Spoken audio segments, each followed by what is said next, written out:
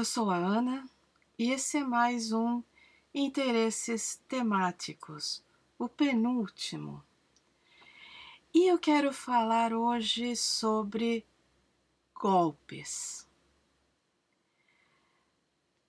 Essa série Interesses Temáticos é para entender o Brasil, é para entender como nos tornamos aquilo que somos hoje.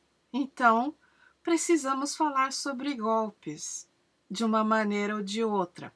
E eu escolhi uma sequência de raciocínio muito específica. Vou recomendar bibliografia, esse vídeo vai sair também no meu blog, acompanhado do texto explicativo, com sugestão de livros. Mas esta não é uma abordagem clássica historiográfica. Eu vou me servir da historiografia, como já tenho feito nessa série, para criar um panorama para vocês. Então vamos lá. Olha, se você prestou atenção em suas aulas de história durante a escola, desde o básico até o ensino médio, você sabe que o que desgastou a monarquia foram três questões básicas.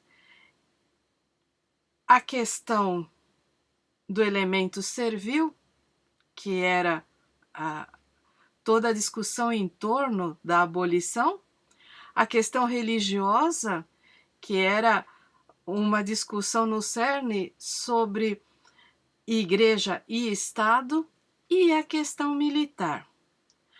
A questão militar consistia, e ela ocorreu entre 1886 e 1887, e se deu por causa da crescente ambição de protagonismo do Exército Brasileiro. Oficiais começaram a se estranhar com parlamentares, houve tentativas de regularizar o exército, estabelecendo o Montepio e o recolhimento, e uma série de outras medidas que desagradaram profundamente os militares e, principalmente, militares começaram a escrever artigos na imprensa e a criticar o império, seus políticos e toda a estrutura vigente. E isso desgastou ainda mais a monarquia, que já vinha de um processo de desgaste e, de certa forma, abriu os passos para a proclamação da República. O grande problema com essa explicação é que, embora ela esteja correta, ela está parcialmente correta. Como sempre, o material didático, na ânsia de simplificação para que crianças e adolescentes entendam processos complexos, usa aqueles gráficos, aqueles quadrinhos explicativos e reduz tudo à lista de itens. E não é assim que se estuda história. Então a gente precisa pensar que o Exército Brasileiro, como uma entidade, não existia até a Guerra do Paraguai. Durante a colônia, quando Portugal era quem mandava aqui, havia tropas e essas tropas eram portuguesas. Se conscriptava, se é que essa palavra pode ser expressada assim, se fazia um alistamento forçado em circunstâncias muito específicas. E isso continuou quando veio a independência, isso continuou durante o Império. Havia algumas guardas locais e tudo mais. Toda vez que surgia um conflito, se fazia aquele alistamento forçado dos cidadãos, mas não existia um exército profissionalmente organizado. E isso, quando eclodiu a Guerra do Paraguai, mostrou as suas deficiências.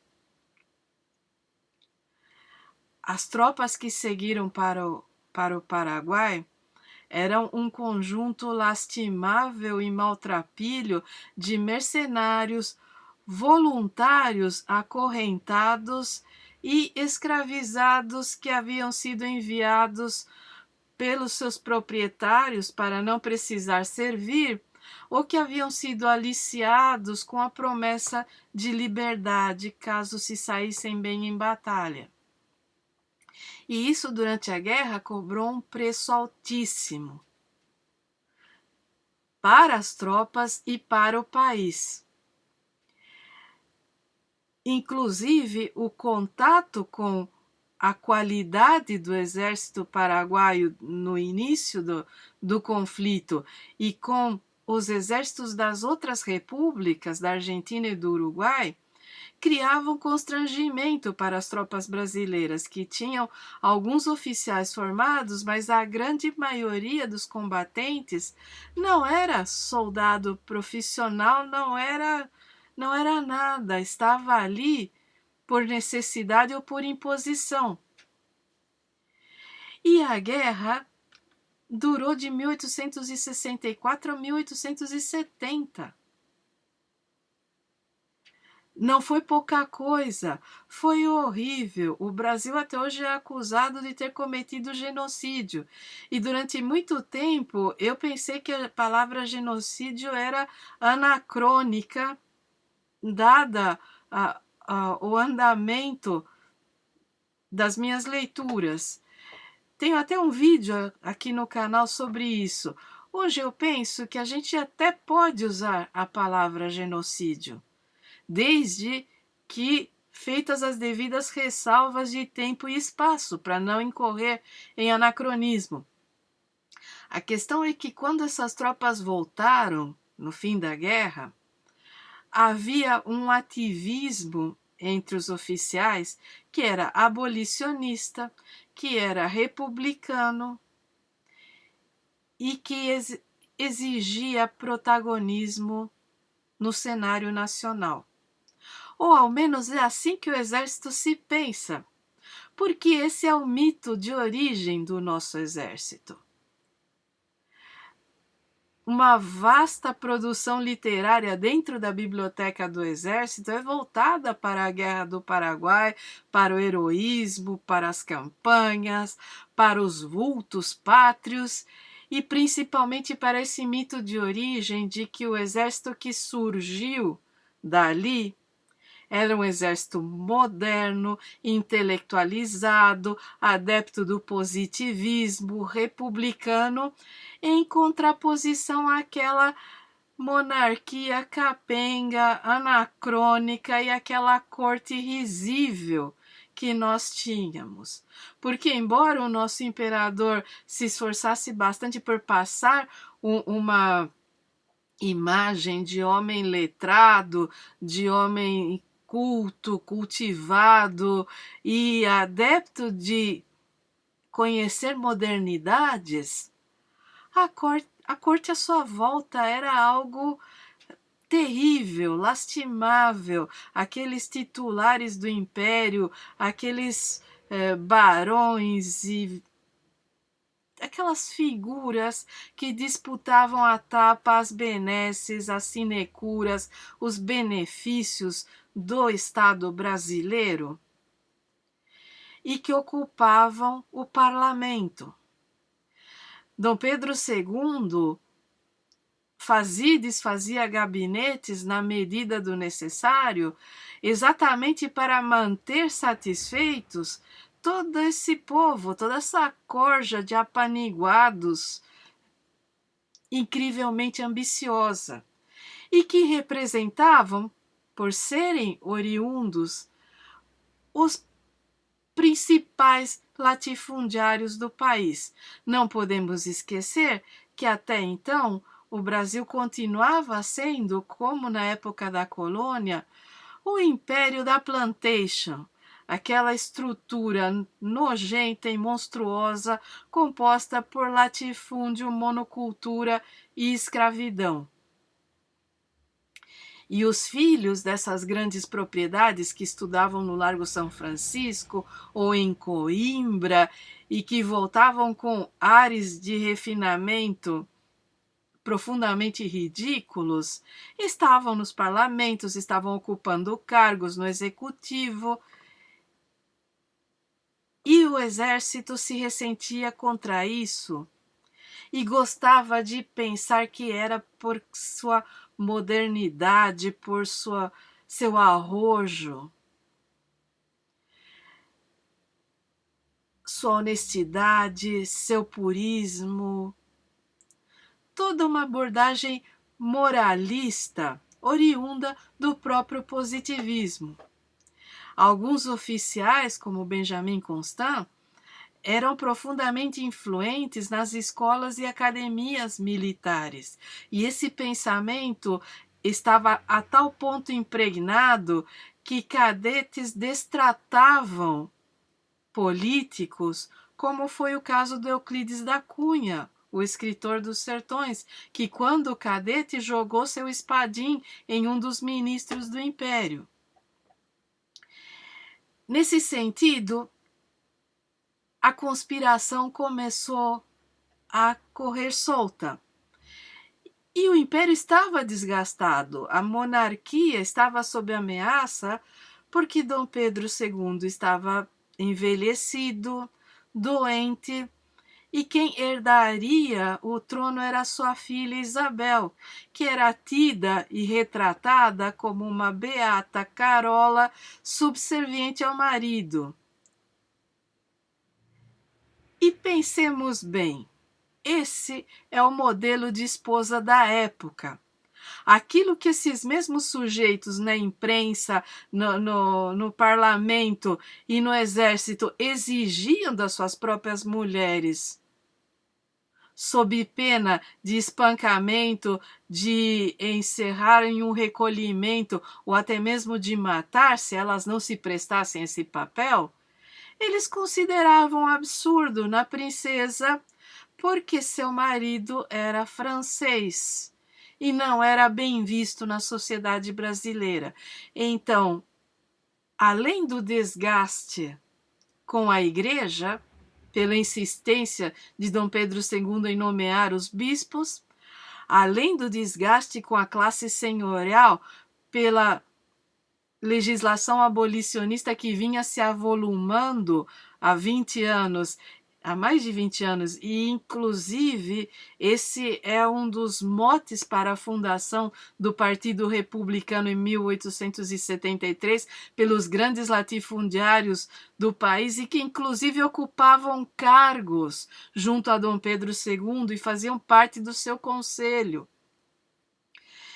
A conspiração crescia e crescia e a República veio a nós não como uma aspiração nacional, porque já dizia José Murilo de Carvalho, o povo assistiu bestializado, o povo tinha outras maneiras de se revoltar, mas tinha simpatia pelo imperador. E a República aconteceu de madrugada, embarcando às pressas a família imperial para o exílio, ocupando os postos chaves e reprimindo barbaramente a população revoltada. E houve população revoltada ao longo desses primeiros 30 anos.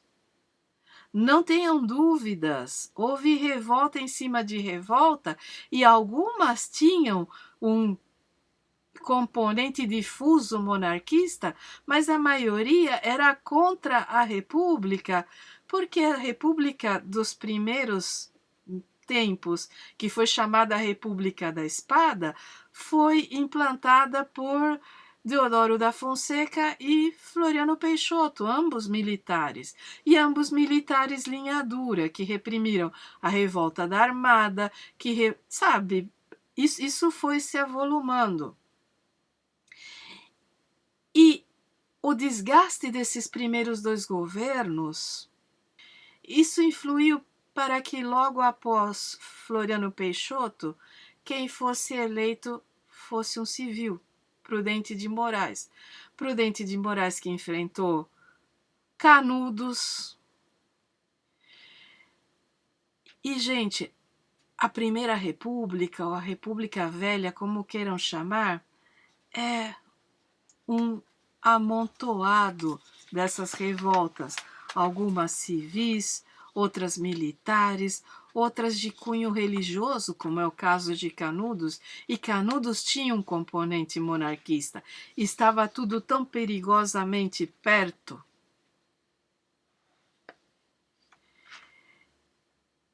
que os republicanos não podiam se arriscar. Dentro das fileiras republicanas havia dois projetos de disputa de poder.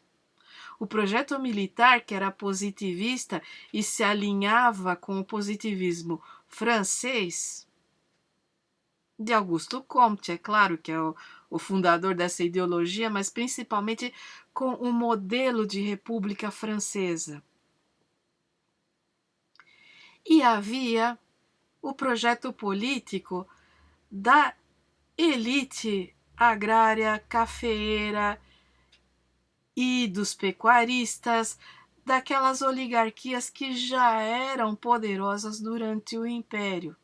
E esse era um projeto alinhado com os Estados Unidos.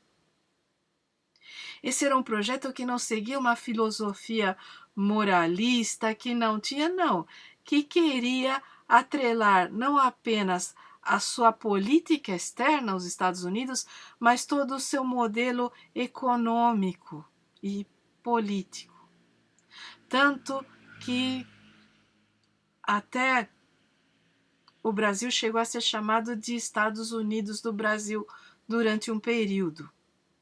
E nós tivemos uma bandeira que era a caricatura da bandeira dos Estados Unidos, só que em verde e amarelo. E isso não durou. Mas do momento em que Prudente de Moraes é o primeiro civil eleito, o projeto dessa elite agrária é o que vinga.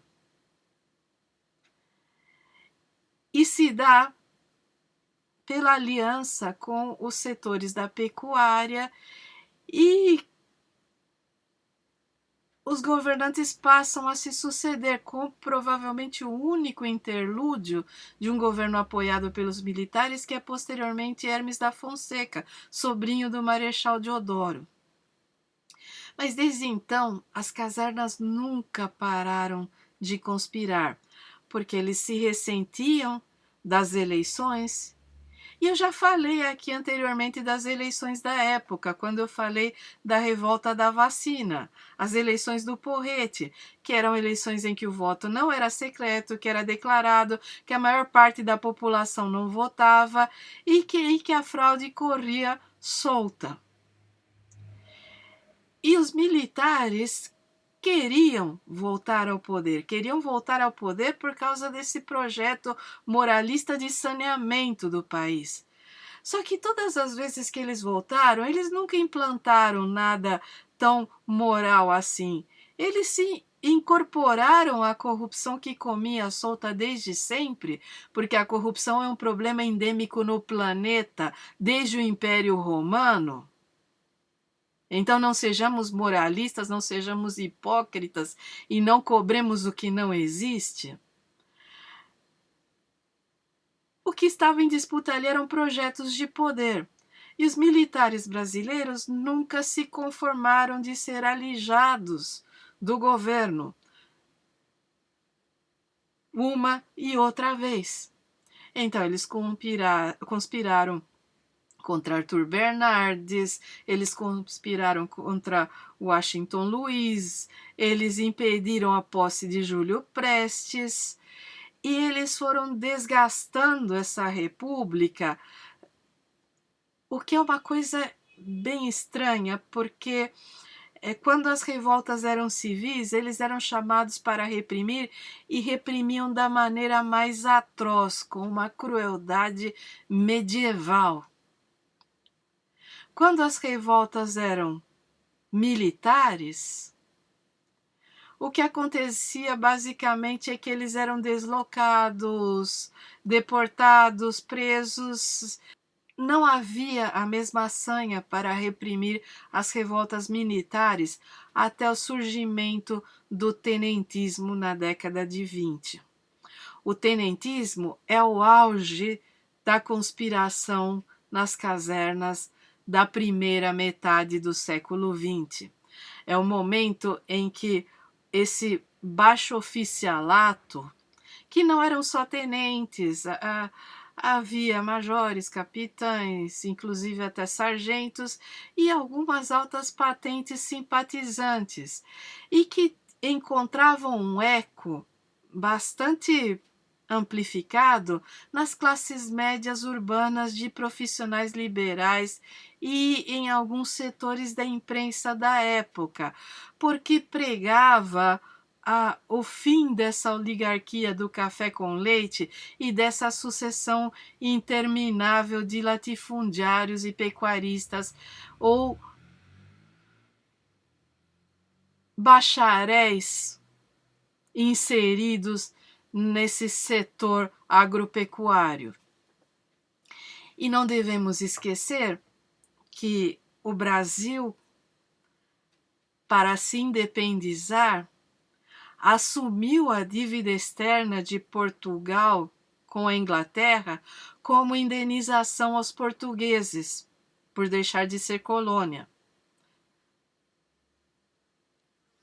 E passou o século seguinte pagando essa dívida e renegociando e se endividando ainda mais. E quando os Estados Unidos entram nesse cenário, as coisas só pioram. Campos Salles fez um funding loan consolidando a dívida externa, isso resultou em um arroxo para a população medonho, e isso fez com que revoltas populares, saques e pipocassem, tanto na área urbana quanto nos armazéns rurais. E foi... Gente, tem a Guerra do Contestado, a gente poderia falar, eu vou deixar tudo isso bem especificado no texto por escrito que vai seguir no blog. Mas aqui o que eu quero dizer é que quando os tenentes eclodem, poucos anos antes, houve a greve de 17, a greve geral. Uma parte da população estava sublevada. Houve a revolta da vacina em 1904, a população estava cansada de tanto arroxo. Os trabalhadores queriam direitos. As classes médias não se sentiam seguras. Gente, se tudo isso e todo esse processo, desde lá da Guerra do Paraguai até que soa familiar, não é por acaso. Não é por acaso. Porque questões mal resolvidas sempre voltam. Não é que a história é cíclica, não é que a história se repete, mas é que questões mal resolvidas só se adensam e sempre nos ameaçam.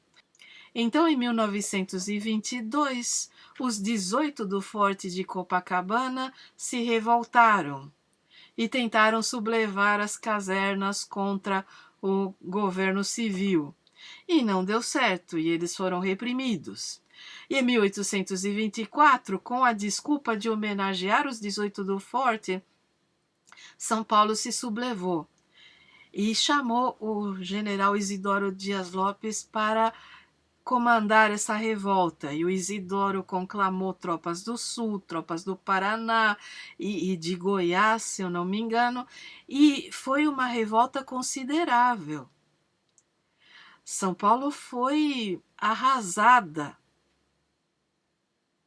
Houve bombardeios.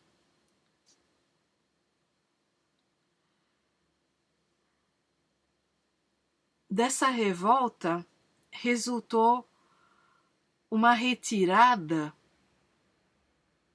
Brasil afora. que se dividiu em colunas. E uma dessas colunas é Miguel Costa Carlos Prestes, que depois se separou e a coluna Prestes continuou. Prestes é o principal e o mais conhecido dos tenentes, mas havia outros igualmente importantes e que continuaram na política nacional por décadas e que são responsáveis por toda a instabilidade política dos anos 50, pelo golpe militar dos anos 60, e cujos descendentes ainda estão por aí, fardados, ameaçando e conspirando todo o tempo. Prestes foi para o exílio, Isidoro Dias Lopes também. O Isidoro volta e vai continuar sua ação política. E em 1930, novas eleições e Júlio Prestes vence. Vence Nilo Peçanha, que era o candidato dos militares. E os militares se revoltam. Ocorre um golpe de Estado, só que dessa vez liderado por Getúlio Vargas. E Getúlio Vargas vence a chamada Revolução de 30 e ele vai passar 15 anos no poder.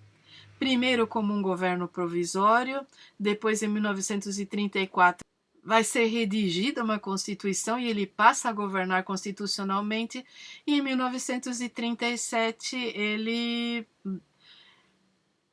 se torna ditador e implanta o regime do Estado Novo. E o que aconteceu nesse período que precipitou essa evolução do Vargas? Em 1932, novamente, com a participação de Isidoro Dias Lopes, São Paulo se levanta novamente. Só que dessa vez, São Paulo se levanta insuflado pelas oligarquias cafeeiras que querem voltar ao poder, que querem tirar os militares, que querem depor Getúlio Vargas, que não se conformam por terem sido alijados das suas benesses. Usando o mote de que o Brasil precisa de uma Constituição, essas oligarquias usam e abusam da imprensa local para insuflar a população a se revoltar. E Getúlio Vargas não fica atrás. Getúlio Vargas usa a imprensa do resto do país para dizer que São Paulo se sublevou porque quer se separar e cria esse mito de que São Paulo é separatista.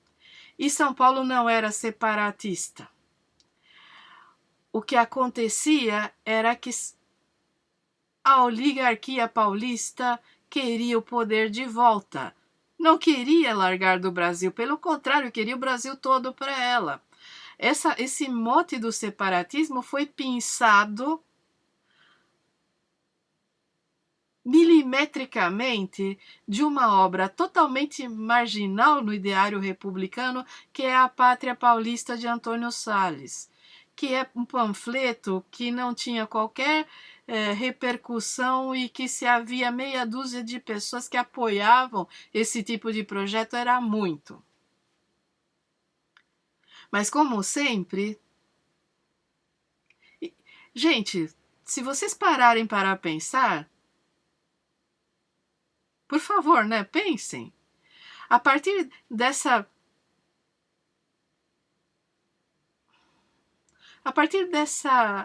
meia-verdade amplamente transformada e martelada para o resto do país, São Paulo foi atacada, foi bombardeada e a Revolução de 32 foi sufocada, foi nomeado um interventor, houve uma negociação com essa elite, porque o Vargas também não era tolo, e ele ofereceu muita coisa. Quem se ferrou mesmo foi a população. Inclusive, há quem diga que, posteriormente, a fundação da USP foi um agrado para a elite paulista. Eu não vou tão longe, eu acho que aí é levar longe demais a questão das conspirações palacianas. Vargas não é bobo, e nesse momento ele chama uma comissão, cria uma constituição, essa constituição é homologada, e ele governa algum tempo sob a égide dessa Constituição. Só que em 1935 ocorre o que se convenciona chamar de a intentona comunista. Luiz Carlos Prestes, tendo voltado do exílio e conspirando, inclusive com contato com algumas casernas muito específicas, começa a insuflar um levante apoiado por Moscou. Apoiado em termos, né? Porque se Moscou de fato apoiasse, além de um ou outro quadro ou alguma ajuda relativa em dinheiro, a situação teria sido diferente. Acontece que o erro de cálculo de Prestes custou caríssimo. A polícia política comandada por Filinto Miller, que era um antigo integrante da coluna Miguel Costa e Carlos Prestes, foi medonha. Muitos inocentes pagaram. Os principais revoltosos foram barbaramente torturados, alguns enlouqueceram, outros foram assassinados.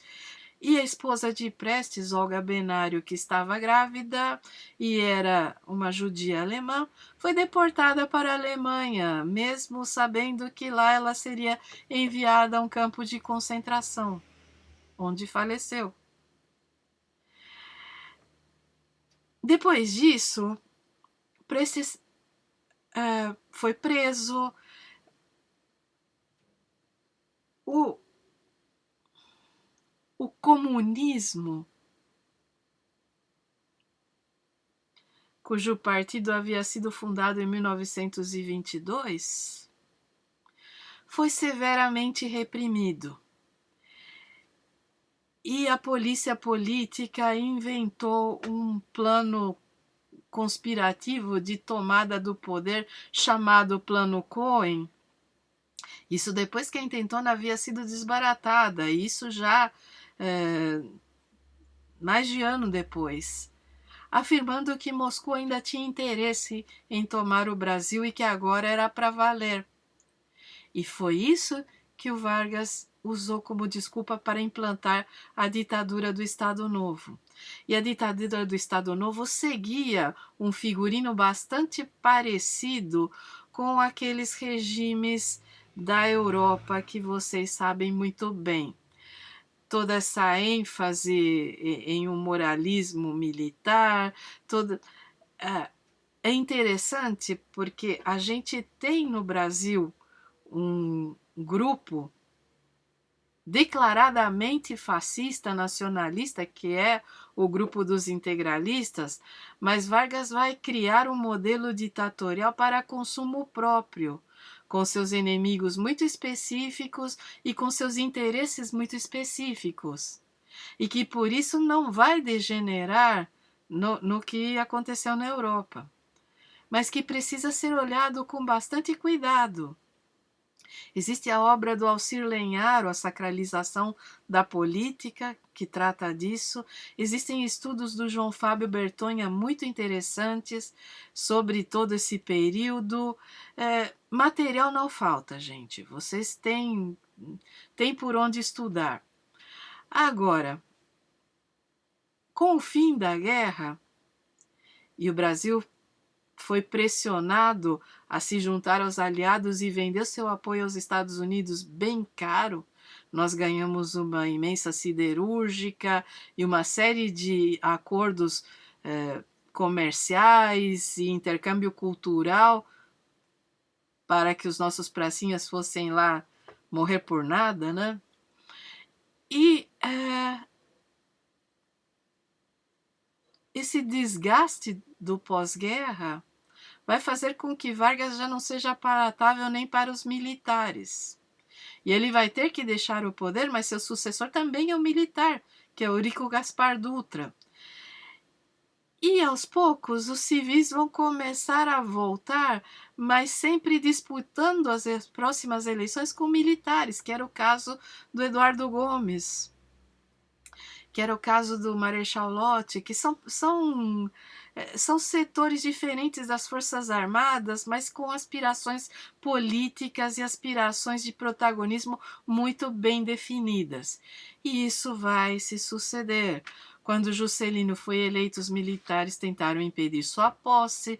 Quando Jânio renunciou e João Goulart era o vice e ia assumir na linha de sucessão constitucional, os militares também tentaram impedir, e a solução política encontrada foi implantar um parlamentarismo capenga que impediu João Goulart de governar durante algum tempo, só que ele era um político relativamente calejado e chamou um plebiscito, o Brasil voltou a ser presidencialista, e aí veio o golpe de 64, que é o golpe que é militar por excelência, que muito embora apoiado e concretizado com amplo apoio de setores médios e elites do país, ainda assim a face oferecida era uma face militar. E não podemos esquecer disso, porque houve 5 generais ocupando o poder nos 21 anos desse período. E houve tortura, houve repressão, assassinatos, e houve corrupção comendo solta, benesses, apaniguados, como houvera no período Vargas. É um figurino que se repete a cada nova tomada do poder. Então precisamos sim falar sobre golpes, porque esses 21 anos nos custaram muito caro. E quando posteriormente o país se redemocratizou e fez a sua Constituição e nós passamos a ter governos civis, os militares nunca pararam de conspirar. Nunca. Nunca pararam de querer voltar ao poder. Alguns governos civis negociaram melhor do que outros. Mas, por exemplo, tempos atrás, um conhecido meu, que eu nem fazia ideia que era da ADESG, nos informou que em 2002 eles estavam com o golpe pronto para não deixar Lula assumir, que inclusive cada um deles tinha já um local designado para ocupar as principais instituições e infraestrutura do país. Que isso só não aconteceu porque não houve apoio e foi abortado de última hora. Eu me afastei, quer dizer, nós nos afastamos, isso nos assustou muito. Quer dizer, se o meu marido não estivesse junto, eu nem teria uma testemunha de que essa conversa aconteceu. E isso nos assombra até hoje, como essa pessoa com quem convivemos por mais de uma década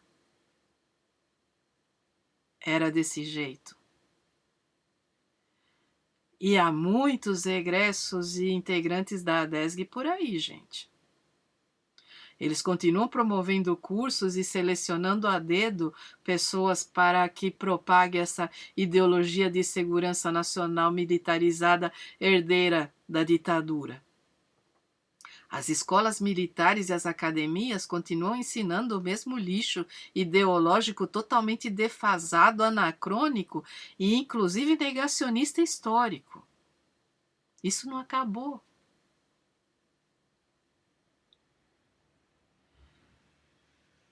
E é por isso que em 2011, quando Dilma Rousseff implanta a Comissão da Verdade e a comissão começa a produzir material que implica parentes das Forças Armadas, que implica pessoas que estão por aí até hoje, eles voltam a conspirar. E dessa vez, eles passam a expandir essa conspiração. Não podemos esquecer que o golpe de 2016 foi, como diria o Romero Jucá, com o Supremo, com os militares, com tudo.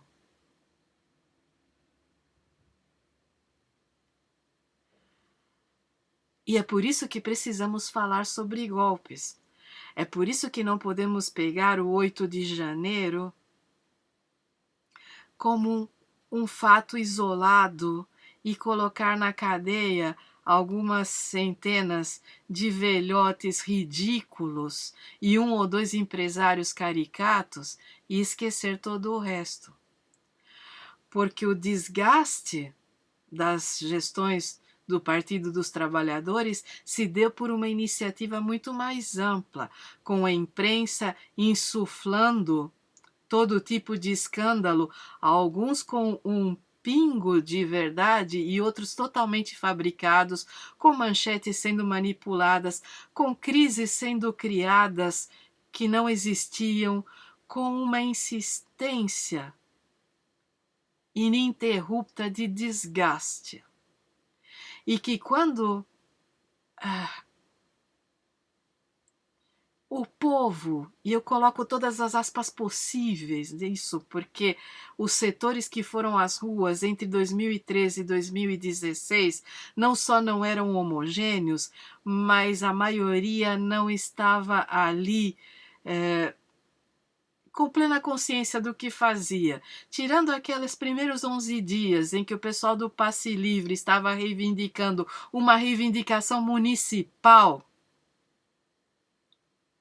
tudo o que decorreu dali é parte dessa conspiração maior.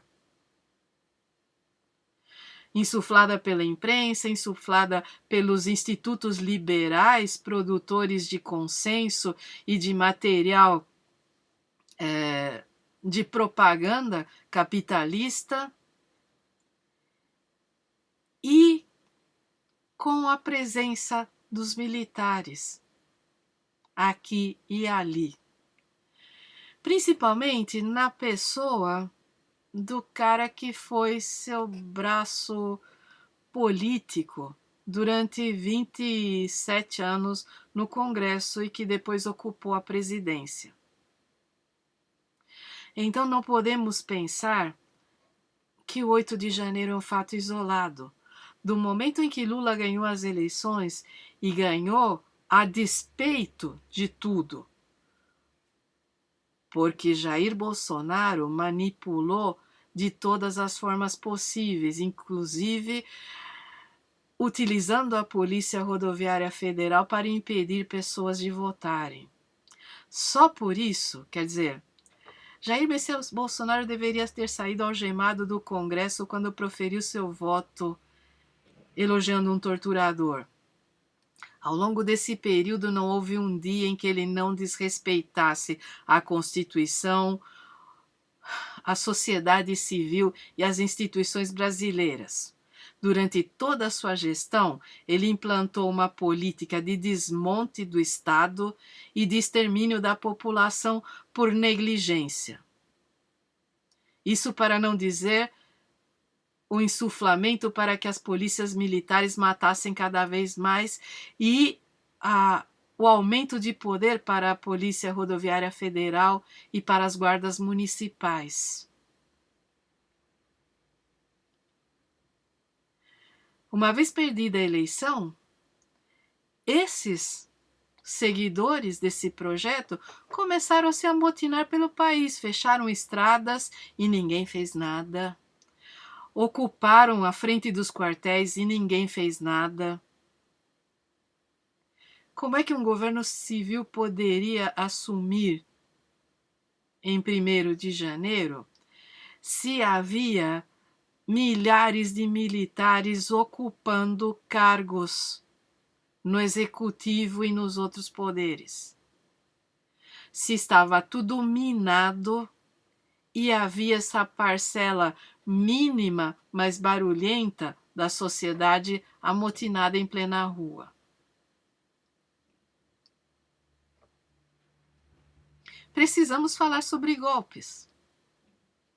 E é isso, mas precisamos falar sobre todo o nosso processo republicano, que é uma sucessão de golpes, alguns bem-sucedidos, outros não. Mas que nós só vamos poder entender o que estamos vivendo hoje se tivermos essa visão mais ampla. Então, eu vou recomendar para vocês uma lista maior de leitura lá no blog, mas aqui eu quero falar um pouco rapidamente sobre esse clássico da Maria Isaura Pereira de Queiroz, que é o Mandonismo Local na Vida Política Brasileira. Os livros do René Dreyfus, esse aqui é muito Política, Poder, Estado e Força, que é curtinho e é bem interessante, mas principalmente esse aqui, 1964, A Conquista do Estado, que dá toda a radiografia do golpe de 64 e por isso é tão importante para mostrar as similitudes e mostrar que esse pessoal nunca foi embora. Nem durante a redemocratização e nem agora. E os livros do Alisson Mascaro, né, sobre o Estado e reforma política, crise e golpe e crítica do fascismo, que embora eu não concorde em muita coisa do ativismo político do Mascaro, ele é um excelente analista. E eu também, se vocês tiverem acesso, esse aqui nós conseguimos lá no Sebo do Messias em São Paulo, existe um manual básico da Escola Superior de Guerra. Esse é dos anos 70, em plena ditadura. E aqui vocês vão encontrar muito do que norteia esse pensamento militar até hoje. Então é isso. Esse foi o penúltimo Interesses Temáticos. Eu espero que vocês acompanhem. E eu devo publicar o último quase que na sequência, porque finalmente eu consegui concluir o roteiro sobre movimento operário, ou ao menos a minha crítica à historiografia do movimento operário. Cuidem-se muito e até a próxima.